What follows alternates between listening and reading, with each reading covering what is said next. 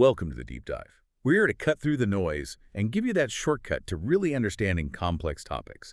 And today you've brought in some fascinating and frankly quite challenging source material. It's a really critical look at the Western world, zooming in specifically on Canada. That's right. And our mission for this deep dive really is to unpack this author's, well, they're pretty grim forecasts. We're talking societal collapse, the role of immigration, the impact of the baby boomers, and these core issues around social cohesion. We want to dig into this specific viewpoint, pull out the key insights. What strikes me right away is the author's perspective.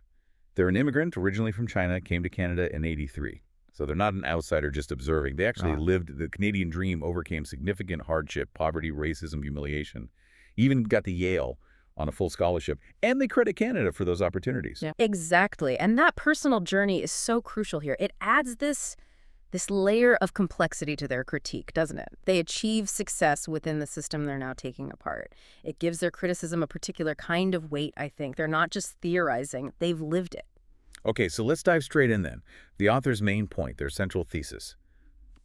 They don't really pull any punches, do they? No, not at all. The core argument is stark.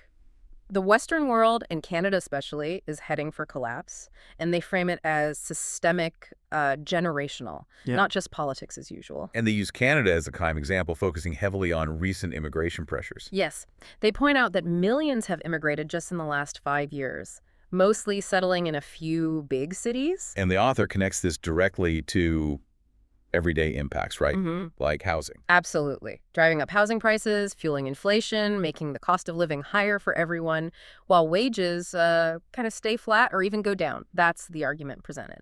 And it's not just economic. The source also mentions social consequences. Right. Things like a reported rise in crime, homelessness, drug addiction.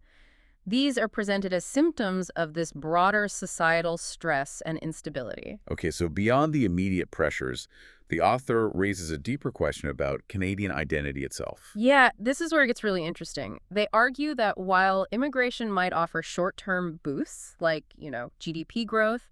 Which governments often point to. Exactly. But the author claims the long-term effect is actually an erosion of social cohesion, of trust between people. And this leads to a dramatic prediction. It does. The prediction is that Canada might actually dissolve, maybe be absorbed into the U.S. within, say, 20 or 30 years.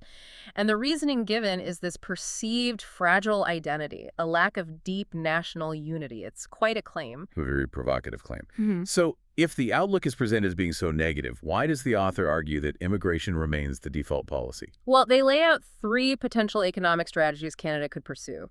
First, leverage its huge natural resources. Second, boost entrepreneurship, maybe cut red tape, that sort of thing. Right. And third, the one they say Canada chose, keep increasing immigration to prop up economic growth. And the author explicitly links this choice to the interests of one particular generation. Yes, unequivocally. The argument is that this path, the immigration path, primarily serves the interests of the baby boomer generation. Okay, so let's unpack that. What specific interests are we talking about, according to the author? It boils down to things like pensions, free healthcare, and perhaps most importantly, rising property values. The author's point is that these all depend on continuous economic expansion, and immigration is presented as the main lever being pulled to achieve that. Interesting. And to flesh this out, the author uses this concept of Canada's 3 religions. What are they? Right, it's a memorable framing. First, environmentalism, described almost as a moral duty to protect nature. Second, multiculturalism. But the author portrays it as something celebrated mostly on a surface level, like for food diversity, while claiming that deeper political ambitions from immigrant groups are often seen as unwelcome. And the third religion? Bureaucratism, a culture of heavy regulation, following the rules, obedience to authority. So these 3 environmentalism, this specific view of multiculturalism and bureaucratism, the author argues, they create a kind of stability, but also stagnation. Precisely. The idea is that these deeply ingrained beliefs, while perhaps preventing chaos, also limit Canada's ability to pursue bold, different national goals. So immigration becomes the only path left, almost by default, to get that economic growth the boomers supposedly need. Which then shapes the author's view of Canadians themselves. Yeah, they paint a picture of Canadians as generally rule-following, polite, though they add a caveat that this politeness might be turning into passive aggression because of all the economic stress. And maybe the most controversial bit, they suggest a kind of mediocrity, a lack of driving ambition. So materially comfortable, heaven on earth in one sense. But intellectually and culturally stagnant in the author's assessment. Yes. And this really sets the stage for their critique of the baby boomers. Right. That phrase they use, the most selfish generation in history, it's incredibly blunt. What's the justification offered for that? Well, it's one of 3 defining traits they assign to boomers. First, that perceived selfishness. Second, the fact that they're the longest living generation, thanks to modern medicine and state support like pensions. And third, a kind of deep-seated devotion to maintaining the current system, what the author calls the Anglo-American Empire, the existing global order they benefited from. And there's a personal story used to illustrate this, isn't there? About the author's father. Yes, it's quite poignant. They describe their father, despite serious health issues, living his most comfortable years ever because of state support. The author uses this to exemplify why, in their view, this generation might cling so strongly to life and the privileges the current system provides them. It connects to a broader, almost mythological analogy the author uses, involving empires and mothers. It's a powerful, if disturbing, analogy. They reference Euripides' play, The Bacchae, where a mother, Agave, in a delusional frenzy, kills her own son, Pentheus, thinking he's a lion. The author compares empires, or perhaps our current societal structure, to Agave unknowingly sacrificing its own children, the future generations, for some perceived glory or virtue. Empire as an intergenerational sacrifice machine, essentially. Wow. Okay, that's a heavy concept. And this ties into some specific social theories.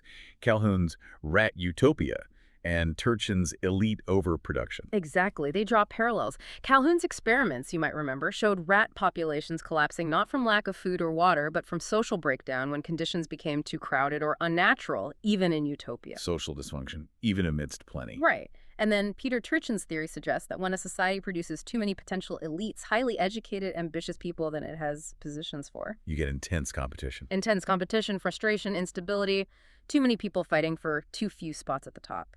Turchin argues this is a key driver of historical cycles of collapse. So how does the author connect these ideas, the rats and the elites, back to the boomers? The analogy drawn is that the modern West is becoming a kind of rat utopia, materially abundant but socially strained, and the boomers, by refusing to relinquish status and power, are contributing to elite overproduction.